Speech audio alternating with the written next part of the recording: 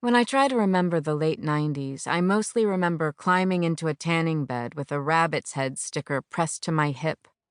The same spot every time, for the entire summer of '99. In Pompeii, the third cause of death was instant dehydration triggered by extreme heat. I learned this in school, but never thought of it as I pulled the plastic goggles over my head and lowered the lid. It felt wonderful. It was an actual bed of light.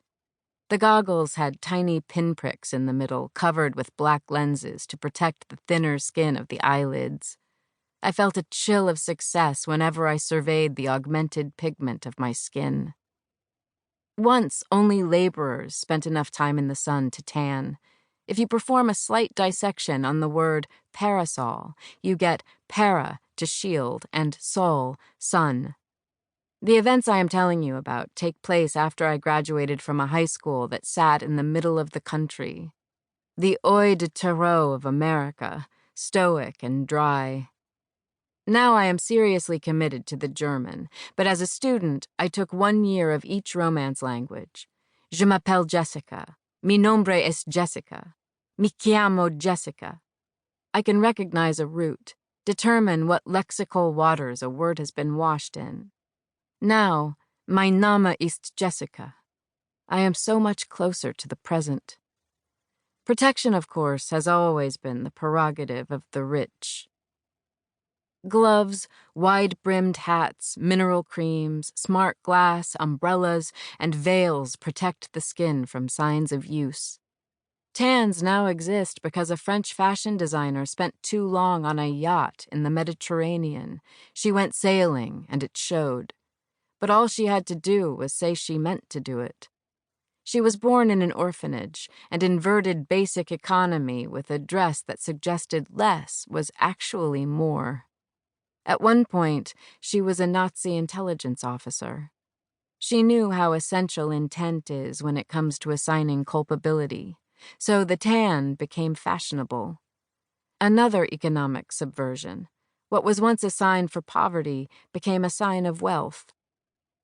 Probably because I love deception, it impresses me when a person who traffics in images is adept at rhetoric. The designer's name was a diminutive of a diminutive, an abbreviation of the French coquette. My own name means rich, God beholds.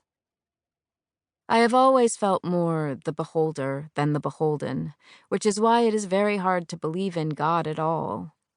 If this story is about anything, it is about being somewhere in between, the importance of the aurea mediocritas. The opulent wedding ring twisted inward in public, the right balance of visibility and existence. I spent all my time in that sunbed because I didn't have a job. When I finally got one, my skin had the glow of a ham under a heat lamp, the sacre-cœur of a country club Father's Day brunch. My own father didn't eat ham, didn't belong to a country club, and did not worship the sun. Before my disappearance, he was a professor of boredom, and in fact, the founder and chair of the Boredom Studies department at the Midwestern University I dropped out of. My taking time out from the world to meditate on my dermis was rare, hard for him to understand. I believe it made me the primary subject in one of my father's case studies on boredom, maybe even the inspiration for it. There was something almost spiritual to his theories. He taught a course on Chaucer entitled The Devil's Workshop, in which students considered Proverbs 16:27, the professed origin of St. Jerome's declaration, Fac et aliquid operas, ut semper te diabolis inveniat occupatum. Anyway, the final exam for The Devil's Workshop involved a staring contest. Grades were not curved.